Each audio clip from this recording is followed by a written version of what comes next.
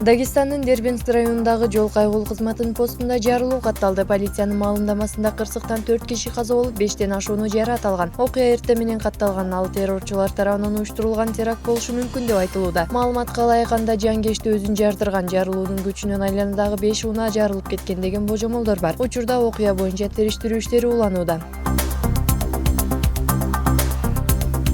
Испаниянын Кадисе шаарынын соту 69 жаштагы Хоакин Гарсиого 27.000 евро өлчөмүндөгү айып пул салды. Ал 6 жыл катарынан жумушка келбей, ага катар айлык маяна алып жүргөн деп айыпталган. Бул тууралуу пенсия курагына жеткен жумушчуга 20 жыл талыкпай эмгектенгени үчүн сыйлоо учурунда маалым болгон. Ал боюнча шаар мэринин орун басары 6 жыл катарынан жумуш ордунда болбогон кишини кандай эч ким байкаган эмес, эмне үчүн эч ким көзөмөлдөгөн жок деп таң калат. Бирок айыпталып жаткан Хоакин бул сөздөрдү четке кагат. Ошондой эле ал иш убагында жумушу жок, бош болуп калгандыктан көпчүлүк убактысын философиялык китептерди окуу менен өткөргөнүн айткан. Андан сырткары кадалып жаткан айыптарды негизсиз деп, кайра карама каршы сотко арыз жазып, процесстен жеңилип калган.